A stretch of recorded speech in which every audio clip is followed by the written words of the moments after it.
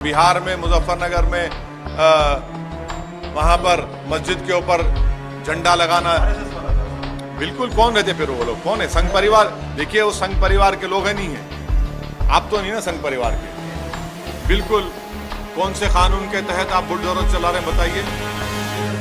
Illegal कब्जा था तो आप नोटिस क्यों नहीं देते? क्या इलीगल कब्जा सिर्फ मुसलमानों का है, दूसरे लोगों का इलीगल कब्जा नहीं है? 70-75 साल की मुस्लिम महिलाओं को सर फोड़े, उनके हाथ पैर तोड़ दिया आपने। 13-14 साल के बच्चों को रोड पर लिटाकर आपने उनको पीटा, उनको। ये आपका गवर्नेंस है।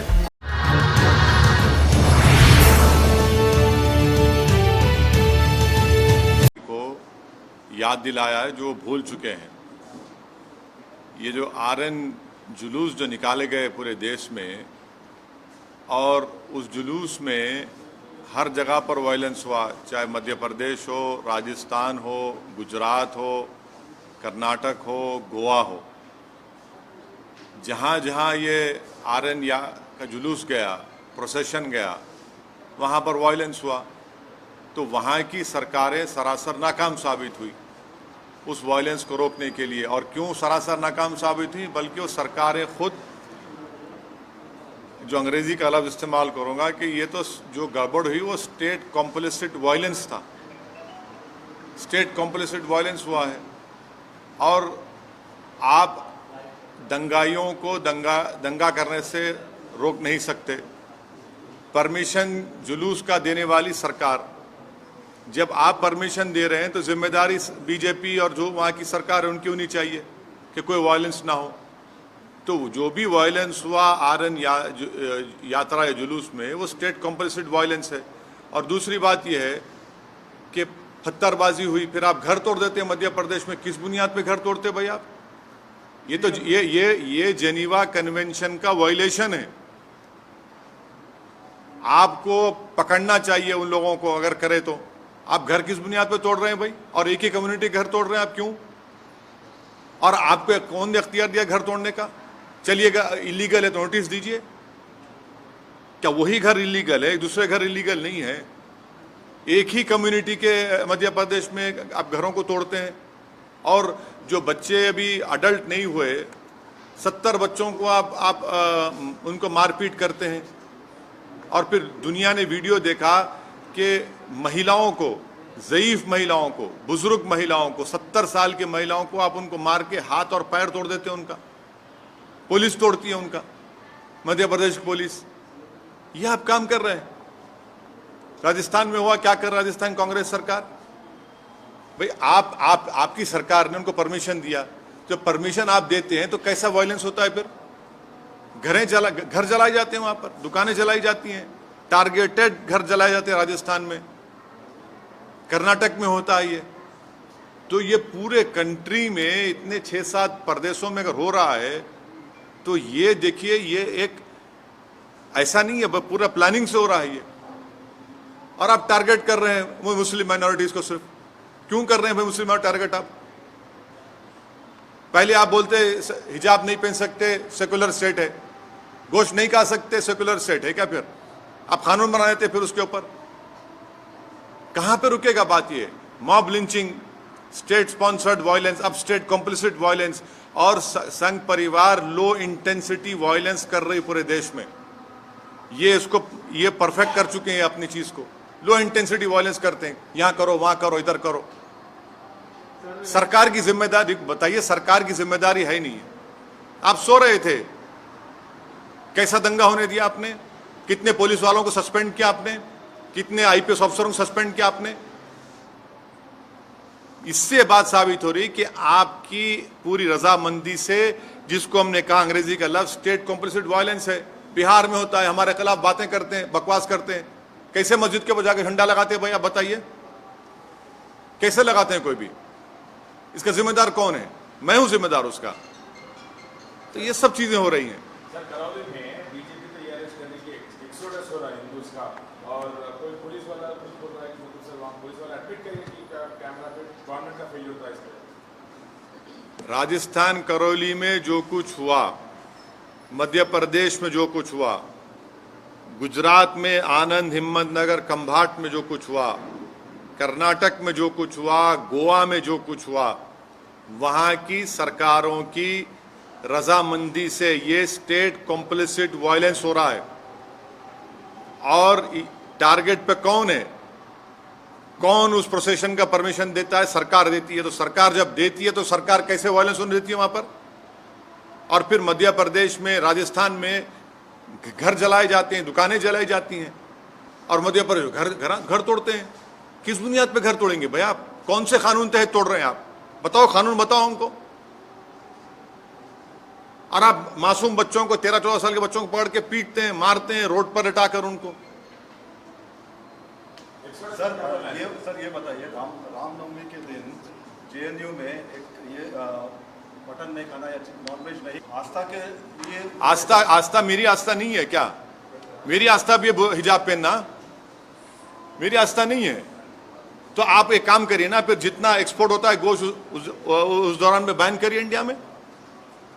मैंने गोश्त का एक्सपोर्ट आप बैन नहीं करेंगे क्योंकि आपको डॉलर मिलते हैं, और वो जो मासूम बेचारा जो दिन में 100 रुपये 200 रुपये कमाता, उसके कारोबार को आप लगाते हैं। आस्था की बुनियाद पर देश चलेगा या संविधान के ऊपर चलेगा? बता दीजिए आप।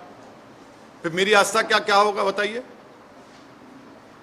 मेरी आस्था भी है रमजान है, फिर शराब की दुकानें क्यों खुली पड़ी हुई है?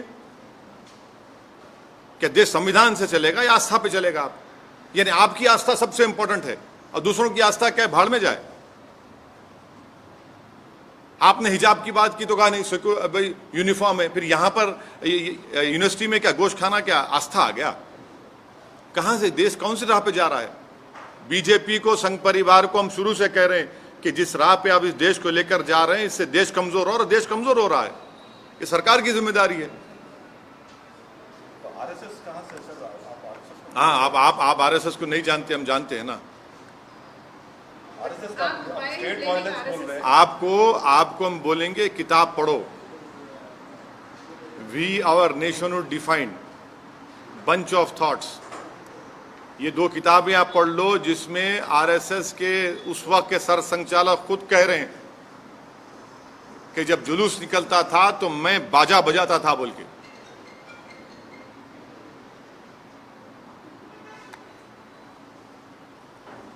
सर, पाकिस्तान में सत्ता परिवर्तन हुआ है, जो नए वज़ीर आला बने हैं वहाँ, वज़ीर आज़म, उन्होंने कश्मीर का राग अलापा है। क्या अभी ये तो भारत सरकार को जवाब देना चाहिए उनका। भारत सरकार उनका जवाब दिए, प्रधानमंत्री तो मुबारकबाद पेश कर दी उनको। नहीं, आप हमसे सवाल कर रहे हैं। नहीं सुनिए, नहीं प्रधानमंत्री ने क्या जवाब दिया? प्रधानमंत्री ने मुबारकबाद दे दी उनको। देश के प्रधानमंत्री ने मुबारकबाद दिए हैं। नहीं, प्रधानमंत्री ने उनको मुबारकबाद दी है और कहा कि भाई इस खित्ते की अमन के लिए हमको अमन को बरकरार रखना चाहिए, टेररिज्म खत्म करना चाहिए। अब देश के प्रधानमंत्री मुबारकबाद दे रहे हैं तो ओवैसी से क्यों सवाल किया जा रहा है? आप कश्मीर से हमसे सवाल क्यों करते हैं? प्रधानमंत्री से भी करिए। अरे हाँ, जब नहीं, देश के प्रधानमंत्री जब मुबारकबाद दे रहे हैं शहबाज शरीफ को, तो ओवैसी को क्यों घसीट रहे हैं इसमें आप? सर, लेकिन इमरान खान ने भी अपने फॉरेन पॉलिसी को देश के प्रधानमंत्री ने शहबाज शरीफ को, सुनिए, देश के प्रधानमंत्री ने शहबाज शरीफ को मुबारकबाद दी है। देश के प्रधानमंत्री ने, जब शहबाज शरीफ के बड़े भाई नवाज शरीफ प्रधानमंत्री थे उस मुल्क के, तो अफगानिस्तान से अचानक जब उन्होंने देखा कि शहबाज शरीफ के घर में लाइट दिख रही, तो उन्होंने उतर गए वहां पर, दावत में चले गए बिन बुलाए मेहमान बनकर। हैं, हमको क्यों बोल रहे हैं? फिर उसके बाद पठानकोट हुआ। आप प्रधानमंत्री से पूछिए, वो मुबारकबाद दिए हैं। फॉरेन पॉलिसी नहीं, लेकिन अरे हम प्रधानमंत्री ने जो मुबारकबाद दी है शहबाज शरीफ को, असदुद्दीन ओवैसी को क्यों पूछ रहे हैं आप? प्रधानमंत्री चीन के ऊपर नहीं बोलते। प्रधानमंत्री चीन का नाम लेने से डरते हैं। प्रधानमंत्री वो इलाकों में जहां पर आज हम पेट्रोलिंग नहीं कर सकते, उन हिस्सों में जो भारत का हिस्सा पे चीन बैठा हुआ है, डेप्सांग में क्या हो रहा है, हॉट स्प्रिंग में क्या हो रहा है, डेमचौक में क्या हो रहा है, प्रधानमंत्री बोलते ही नहीं है। और मैं प्रधानमंत्री से कह रहा हूं कि हम इनकी खामोशी से ऐसा लग रहा है कि कहीं सियाचिन हमारे हाथ से चीन ना छीन ले। ये खतरा है देश के लिए। सर, हम आपसे सवाल इसलिए पूछ रहे हैं कि पाकिस्तान के वज़ीर आज़म ने कश्मीर की बात उठाई और कश्मीर के कई मसलों पर आप सरकार को घेरते रहे हैं। जब देश के प्रधानमंत्री चीन पर नहीं बोलकर शहबाज शरीफ को मुबारकबाद देते हैं तो ये सवाल देश के प्रधानमंत्री से पूछा जाना चाहिए, असदुद्दीन ओवैसी से नहीं। मैं देश का प्रधानमंत्री नहीं हूँ। देश के प्रधानमंत्री ने खुद मुबारकबाद और मीठे मीठे अल्फाजों में शहबाज शरीफ के प्रधानमंत्री बनने पर उनको मुबारकबाद दी है। वो courtesy है सर। हाँ तो अच्छा आप अभी प्रधानमंत्री के स्पोक्स पर्सन बन चुके हैं, जर्नलिस्ट नहीं रहे आप। मुबारकबाद पेश करता हूँ आपको। तो देखिए, ये सवाल करने का मतलब ये है कि मैं अपनी देशभक्ति को साबित करूं। और प्रधानमंत्री जब शहबाज शरीफ को मुबारकबाद देते हैं उस पर क्या बोलेंगे आप? आपकी जबान चुप हो जाती है। अरे मैं आपको उल्टा सवाल करना चाहिए प्रधानमंत्री से, बीजेपी से। बिल्कुल, कौन से कानून के तहत आप बुलडोजर चला रहे हैं बताइए? इलीगल कब्जा था। इलीगल कब्जा था तो आप नोटिस क्यों नहीं देते? क्या इलीगल कब्जा सिर्फ मुसलमानों का है, दूसरे लोगों का इलीगल कब्जा नहीं है? बड़े बड़े जो बिल्डिंग खड़ी हुई हैं, चाहे किसी भी हो, उसका नहीं है। अगर आप इलीगल है तो आप नोटिस दो उनको या रेगुलाइज करो उनको। एक गरीब का टीन का शेड तोड़कर आपको कौन सी खुशी मिल रही है?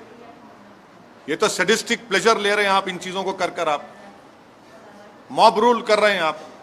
नहीं, पूरे आसमान से आए ना, यहाँ के नहीं थे वो। नहीं, सही है, बिल्कुल से आसमान से आए थे। और जो वीडियोस जो आ रहे हैं उनके नारों के, उनके प्रोवोकेटिव बकवास के, एक जगह भी लोकलाइज जो भी थे वहाँ पे लोकलाइज क्यों? हाँ, और बिहार में मुजफ्फरनगर में वहां पर मस्जिद के ऊपर झंडा लगाना। RSS वाला था सर वो। बिल्कुल, कौन रहते फिर वो लोग? कौन है? संघ परिवार। देखिए, वो संघ परिवार के लोग हैं, नहीं है। आप तो नहीं ना संघ परिवार के। सर, आप आरएसएस को क्यों संघ परिवार के लोग इस देश में लो इंटेंसिटी वायलेंस करने के लोग मास्टरी हासिल कर चुके हैं। कैसे कोई जुलूस के दौरान में मस्जिद के ऊपर झंडा लगा सकता है? पुलिस क्यों खामोश बैठी थी? क्या हम नहीं देख रहे कि आप हिजाब शुरू होता, कभी गोश्त शुरू होता, कभी दिल्ली का राइट होता, कभी मॉब लिंचिंग होती है? क्या हो रहा है फिर ये? इनका फायदा क्या होता है सर? लोग ये बहुत अच्छा हेट्रेड आप पैदा कर रहे हैं इस देश के नागरिकों के खिलाफ, जो एक मजहब पे चलने वाले हैं। आप उनके खिलाफ हेट्रेड पैदा कर रहे हैं। सर उत्तर प्रदेश में जैसे बुलडोजर हिट हुआ, तो ये मध्य प्रदेश में जो बुलडोजर चला, आपको लग रहा है कि इसका विस्तार है? बुलडोजर का जो कॉन्सेप्ट बना है नया, उसका विस्तार हो रहा है? अगर आप किसी का भी घर तोड़ रहे हैं बगैर नोटिस दिए तो वो नंबर 1 एक कलेक्टिव पनिशमेंट है कम्युनिटी के खिलाफ। सेकेंडली, अगर वो इलीगल तरीके से बनाया गया तो नोटिस देने का ये प्रिंसिपल्स ऑफ नेचुरल जस्टिस के खिलाफ है कि बगैर नोटिस दिए उसको तोड़ रहे हैं। थर्डली, आप वायलेंस को रोकते नहीं है, आपकी नाक के नीचे वायलेंस होता है और उसके बाद आप ये सब तमाशे करते हैं। तो ये घर को तोड़ना कौन से कानून के तोड़ रहे हैं घर? बताइए आप। नहीं, मैं दूसरा नहीं, मैं आपको कानून की, संविधान की बात कर रहा हूं। आप कौन से कानून के घर को तोड़ रहे हैं बताइए हमको। बगैर नोटिस दिए आप, ये तो जेनीवा कन्वेंशन के खिलाफ है। वो आपकी बात सही है सर। नहीं, मैं सही बोलता हूं ना, गलत कब बोला हूं मैं? वो एक मानसिकता जो जैसे बुलडोजर जो यूपी चुनाव में हिट हुआ, तो एक तरह से अप्रूवल मिल गया कि हाँ इस तरह से। मध्य प्रदेश में आप जो RN प्रोसेशन में जो वायलेंस हुआ उसी पर स्टिक करिए। मध्य प्रदेश में जो घर तोड़े गए मुस्लिम समाज के, वो कौन से कानून के तहत शिवराज सिंह चौहान बीजेपी ने तोड़े? बताओ हमको। आपने क्यों परमिशन दिया जब आप वायलेंस को कंट्रोल नहीं कर सकते? अगर वो इलीगल थे तो नोटिस क्यों नहीं देते आप अपनी नाकामी को छुपाने के लिए, आप अपने स्टेट कॉम्प्लिसिट वायलेंस को छुपाने के लिए आप एक कलेक्टिव पनिशमेंट मुस्लिम समुदाय को दे रहे हैं। ये जेनीवा कन्वेंशन के खिलाफ है, ये इंसानियत के खिलाफ है, प्रिंसिपल्स ऑफ नेचुरल जस्टिस के खिलाफ है। इसको हर उस शख्स को जो संविधान पर भरोसा करता, यकीन करता, उसको कंडेम करने की जरूरत है इस हरकत को। आपने मध्य प्रदेश में 70-75 साल की मुस्लिम महिलाओं को सर फोड़े हैं, उनके हाथ पैर तोड़ दिया आपने। 13-14 साल के बच्चों को रोड पर लिटाकर आपने उनको पीटा उनको। यह आपका गवर्नेंस है।